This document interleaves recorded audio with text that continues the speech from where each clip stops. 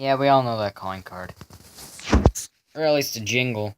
So everyone, yeah, this is a long way to review, but we're gonna review Mega Man. Oh, I mean Proto Man. Yeah, the Kotobukiya.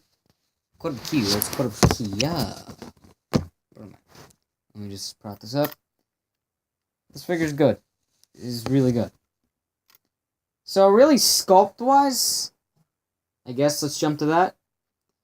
At least the sculpt for this guy, I've always really enjoyed this certain interpretation. It's kind of a mix between Mega Man 8 and Mega Man 10 in my opinion. And it looks really good, like top-notch. But as previously mentioned over here, this guy does come with a lot of Mega Man's parts. Heck, I made the whole entire torso.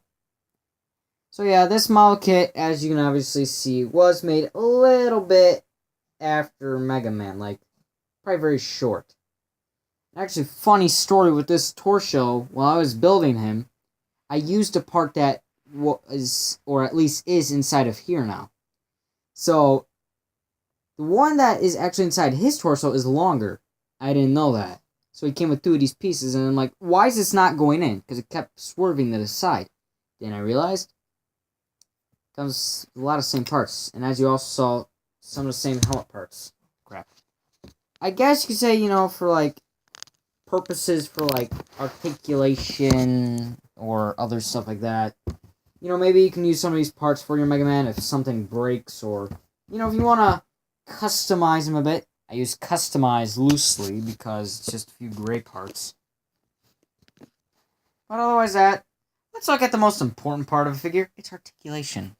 And I will say, he doesn't disappoint. Let's start with the scarf, because we seem to be pretty weird here. It goes out a half-decent amount. It swerves almost 360 either way, so you can get some really cool poses. But for the head, we're just going to take this off to give you the full range. It goes back really well. It goes forward amazingly. It can go 360 if you wanted to. Shoulders can go backwards and forwards, and torso fell. Go up really well, go back, and swerve right. You know this. You know this GIF. I don't have to explain it. All you gotta do is just look. Yeah, hand swivels. Oh yeah, did I mention, this figure can fall apart pretty easily, actually. Almost uncannily easy. And model kit standards, it's not saying a lot, but at least nowadays, but this model kit really does fall apart. Speaking of falling apart in parts, the feet on mine actually broke. So the articulation I'm about to show you is not what you'd probably get on your Proto Man, but mine does. Now the pose I got him in right now is just open hand pose, because I kind of look just like the calm and relaxed version, but that helps with his included Mega Man accessory, an E-Tank, or as I like to call it, the P-Tank, because really, it's a gray E-Tank. That's it, look. It's just a gray E-Tank. That's it. I mean, it does come with a decal, but the decal fell off pretty easily on mine. So, yeah. You can also change these fists, and you can get other fists. Practically, these are for the shield. As you can see, there's a black peg, there's a gray peg. Comes with two gray pegs. I'm going to bring the other one out because it's small. But what you would do with this black peg is that you would take the scarf, put it on this peg. Now, this peg is where it would actually hold shield, but to give you kind of a simulation of how the shield's supposed to work, you just pop in the fist and you can move around the shield and that. Kind of standard stuff, but again, you gotta like separate the hands, at least on this version. I think this is the re-release, so that's why. Because I think earlier versions you just pop the hands off in the back whenever. This one you actually gotta separate the hands. Something I will do for you is actually put the buster in. It looks good, it's nice. And it comes with a little blast effect. Which actually, compared to this, I kind of like this blast effect more than the D-Arts version.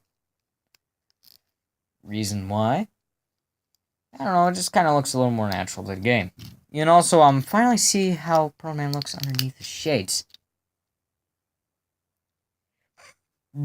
Behold!